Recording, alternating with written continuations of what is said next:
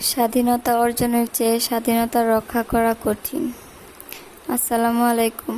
কাছে বা দূরে যে যেখানে বসে আমার ভিডিওটি দেখছেন, আশা করি সবাই ভালো আছেন এবং সুস্থ আছেন। আরও একটি নতুন ভিডিওতে আমার চ্যানেলে আপনাদের সবাইকে স্বাগত জানাই।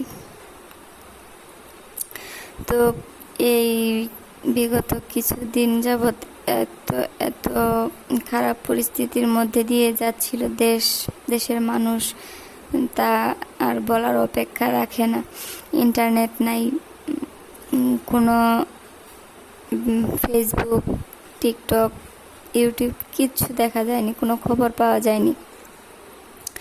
তো এইসবের মাঝে পড়ে একটা অস্বস্তিকর অবস্থায় শুধু আমি না, অনেকেই সবাই পড়ে গেছিল।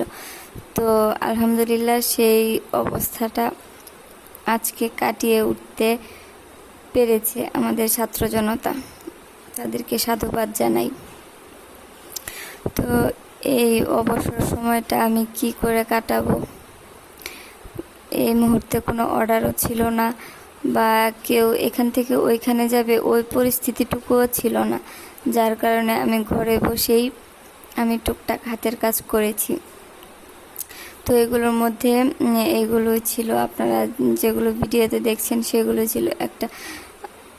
একটা টুপি বানিয়েছি, দুইটা গলার ডিজাইন বানিয়েছি, আর একটা হাফ বডি বানিয়েছি।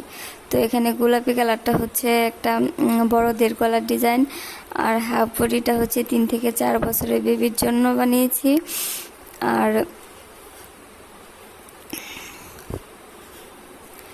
রংধনু নেক ডিজাইনটা বানিয়েছি আমি, ওটাও 3 থেকে 4 বছর বেবির জন্য বানিয়েছি।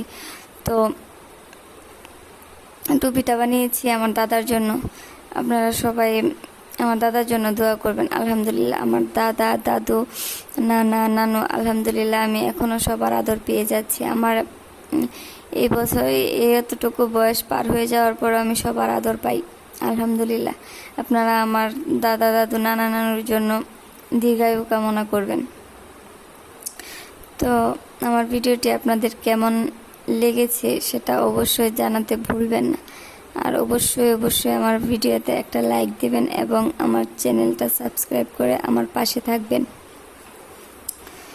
তো আজকের এই বিজয় উল্লাসে একদিকে মনটা অনেক অনেক খুশি, অন্যদিকে আসলে একটু খারাপ লাগতেছে।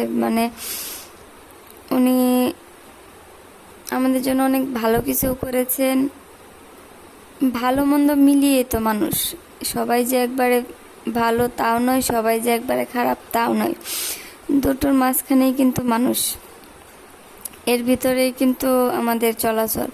কিন্তু আমরা অনেক সময় বেশি ভালো করতে গিয়ে খারাপ করে ফেলি, তার মূল্য হয়তো এভাবেই দিতে হয়।